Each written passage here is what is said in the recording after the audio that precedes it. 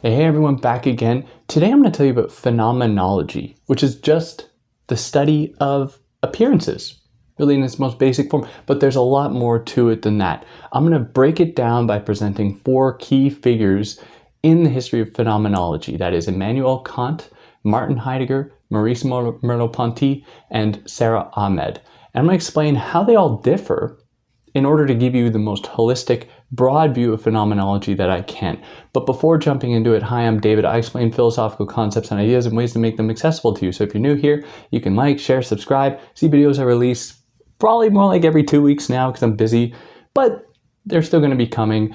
If you found this on YouTube, you're going to be able to find it as just a podcast on pretty much any podcast platform, same name, same titles, all this stuff. If you found this as a podcast, you can find the video of it on YouTube if you're into that. If you want to help me out, do all those things I just mentioned, like, share, subscribe, leave a review. That'd help me out a lot. You can help me out monetarily via Patreon or PayPal, but take care of yourselves first, or more importantly, consider donating to one of the organizations below to help Palestinians and Lebanese in need from the Israeli apartheid regime. So keep that, at the forefront of your minds and consider donating if you can. Now, we got a lot to cover here, so let us go through the history of phenomenology. Now, obviously, this list is not exhaustive. I've just selected who I think are the key thinkers in the history of phenomenology. Notable exception, Edmund Husserl. Just because I think it would take too long and I chose Heidegger instead. Husserlians might not like that, but go and read Husserl. And I've covered each of these thinkers except Merleau-Ponty on this channel, and you can go and see all of the more detailed breakdowns I've done of their work if you're more interested in a broader, more in-depth analysis. Now let us start with Immanuel Kant. And remember, phenomenology is the study of phenomena. And we largely have to attribute this to Immanuel Kant. Some people might say Descartes. Whenever I say Descartes in French, people lose their minds. Y'all really don't like that. So Descartes, when we talk about phenomenology, maybe we should start with Descartes. Maybe we should even start with Plato.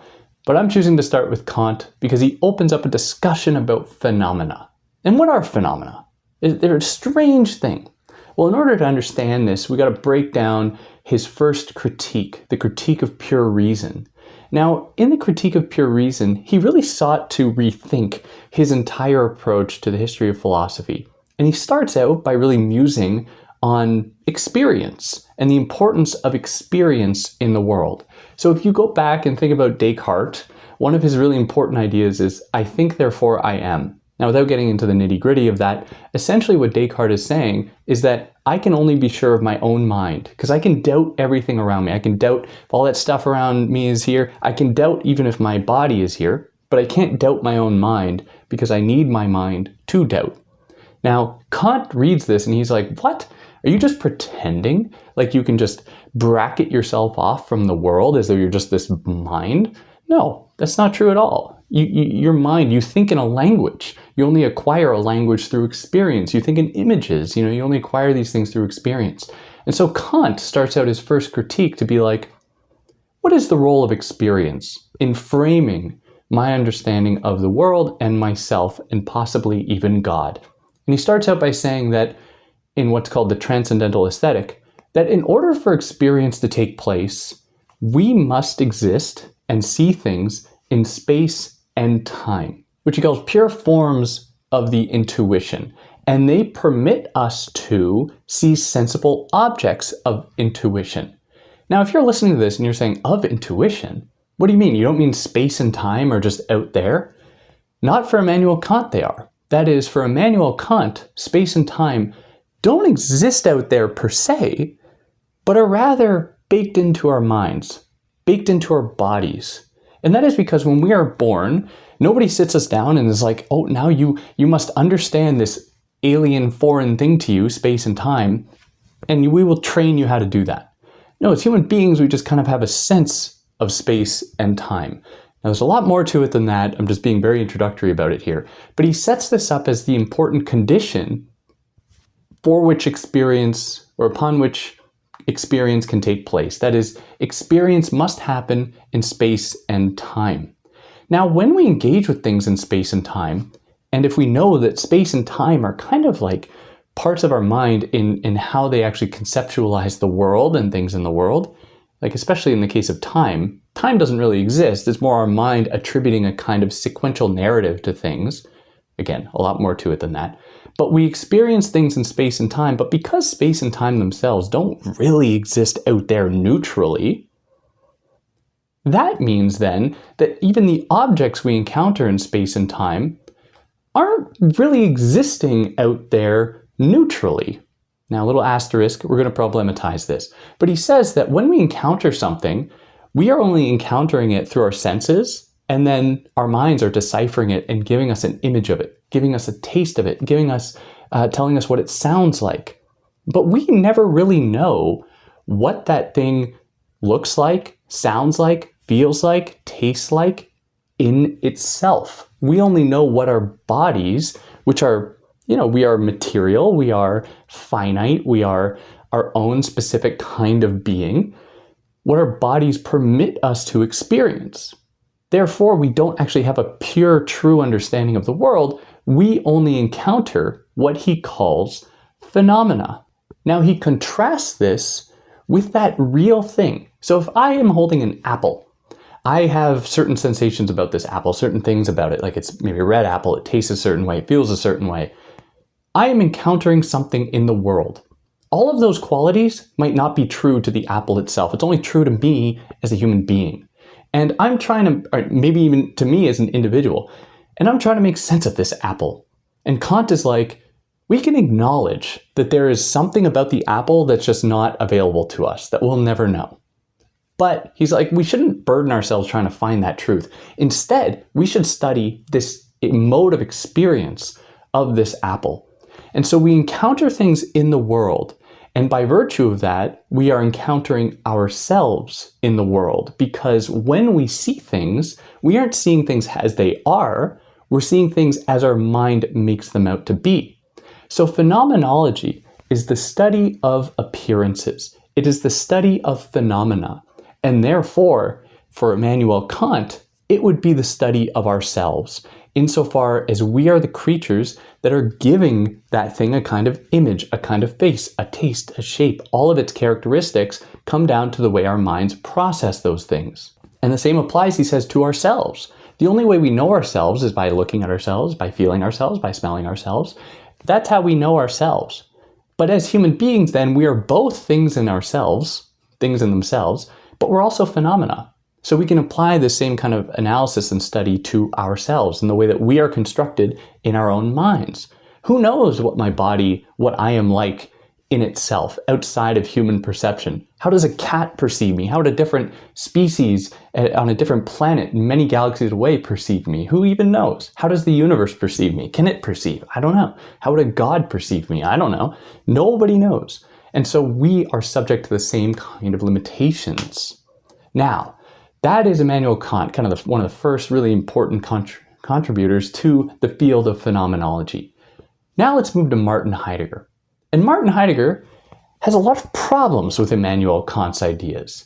And that is, for Martin Heidegger, he's like, as human beings, we don't just fall into the world. He actually kind of says we do. But we don't just fall into the world and are totally like, we're just these kind of blank slate-ish, except for having these basic faculties of experience. He's like, we aren't just these blank slate things that need experience to then learn how to exist as human beings, like through our gradual accumulation of sense data.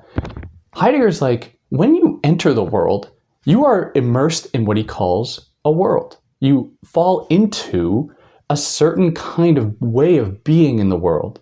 So as human beings, it's not as though we're all just the same in the way that we are oriented in the world. We are actually shaped by our environment, which is a very reductive way to frame Heidegger's ideas. But just as a starting point, he says we are shaped by our environment. And so for Heidegger, that will determine what we can even experience in the world. So Immanuel Kant just says that there are things in the world and we just see them and they're just neutrally there for us and we kind of make sense of them with our own minds.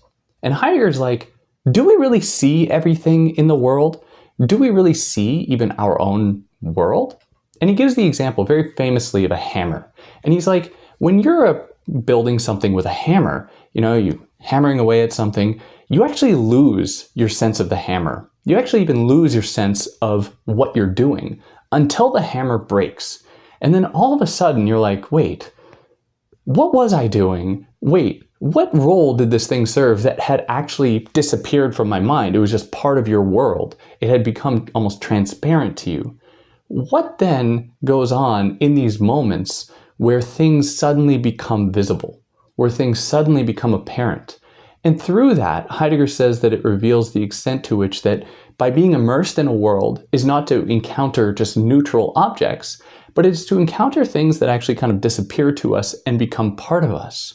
Now, as human beings, we not only, as Kant says, harbor the ability or contain the ability to decipher the world, to organize the world, and so on, we are always in the process of creating a world. We are always in the process of contributing to a world, to a society, maybe another way I can put it. That's not how he's doing it, but just for the sake of clarity, maybe. We are always participating in a world. We aren't just like, randomly moving around and just, oh, that's a fun object. Let me enter that into my, sense data, sense robot experience. Heidegger's like, no. We actually, some things might not even be perceptible to us if they are outside of our world. And so there's a lot more to factor in than just our embodied experience of perception, as Kant seems to think. Now, for Heidegger, how this also manifests is the acknowledgement that we don't exist in space in the way that Kant says, where Kant says that, yeah, we need space as a kind of a space or as a kind of background to see things, to experience them.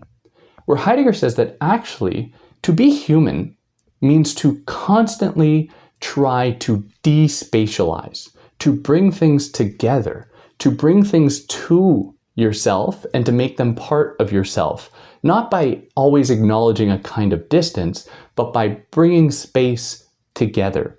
And hence his emphasis less on space and more on time.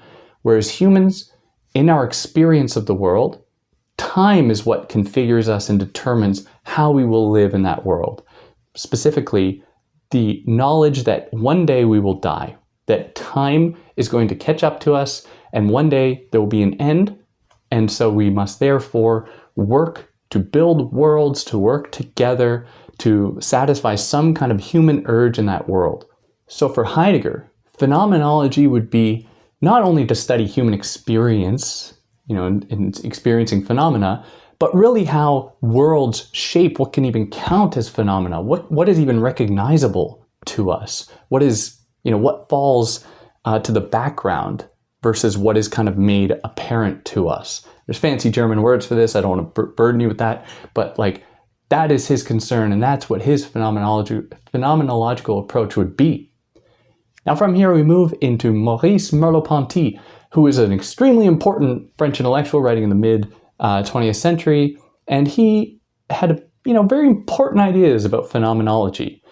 But one of his most important ideas from the phenomenology of perception was that he thought that all the previous phenomenologists, except for kind of Husserl, he really pulls from, like Heidegger and Kant and even Descartes, he's like, these people just take for granted that there is a world out there, that outside of us, there is this thing called a world. And in doing so, he says that they all kind of forget the way that we are truly embodied and how this world is just a purely subjective experience. That is, it is only permitted to us through our bodies, which are entirely our own. And so with all of these other thinkers, there seems to be, even when they're trying to get away from this pure reliance on the mind, they seem to always fall into that trap in elevating the importance of the mind in configuring the world for us. When really for Merleau-Ponty, he's like, you can just look at it in the way that babies interact with the world, the way that people with differing levels of ability move through and engage with the world, and how those worlds kind of exclude them in a lot of cases.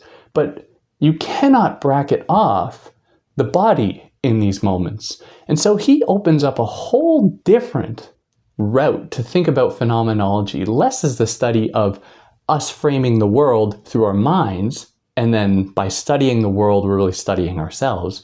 He's like, we have to look at our bodies and look at what our bodies make available to us in the world. And because our bodies have this ability to take in the world, he says that they are a sign of a kind of pre-conscious understanding that we possess as humans of the world, as really made evidenced by our bodies' orientations and dispositions in that world. How we move through it, how we feel things, how we taste things, all subjectively, and how this comes to even configure who we are. And it only happens through embodied experience, and it moves us. And this is how we actually develop our sense of self, how we develop a sense of the world itself through our bodies. So whereas Kant says that space is necessary to have experience, and Heidegger says that actually experience means shrinking space, bringing things close to us, making them part of our world, Merleau-Ponty kind of finds a middle ground, which some people might disagree with, but I just like to think of it that way.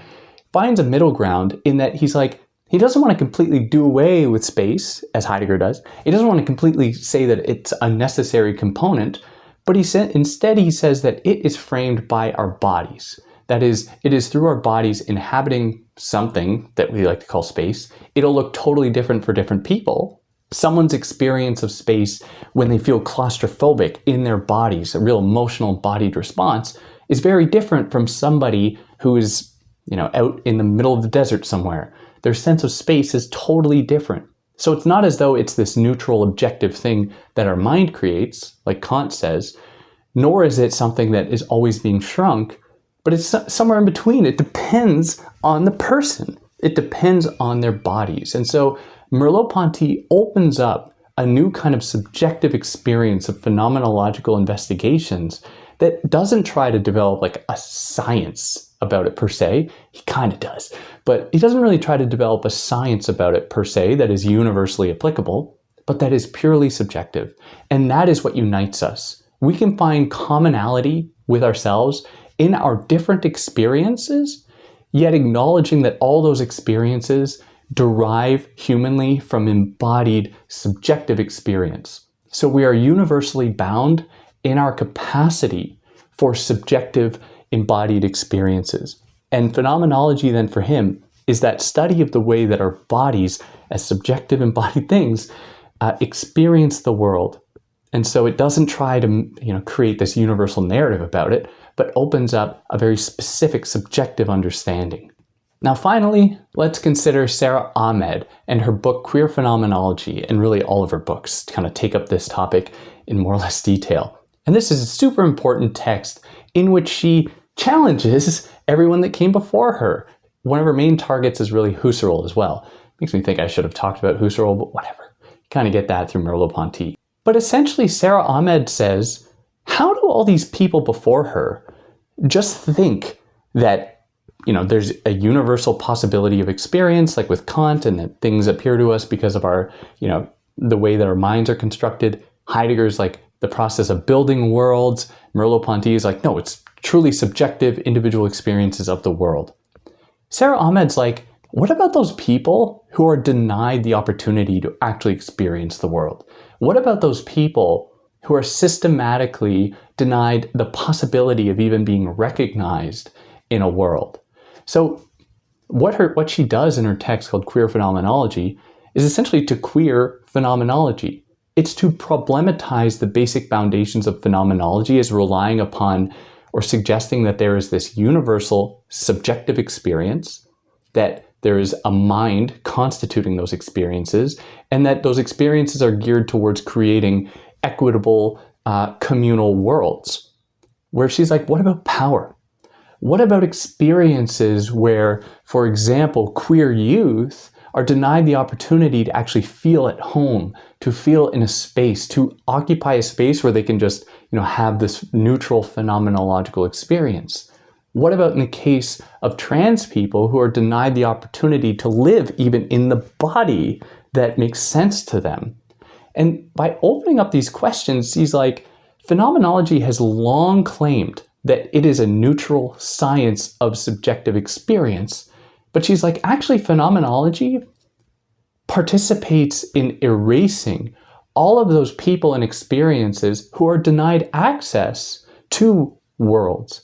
And so they are forced, in a lot of cases, a really great book on this is all of Halberstam's work, but really Queer Temporalities, where Halberstam looks at the ways that queer people are forced to essentially create new worlds, new pathways, new orientations that break from dominant life scripts.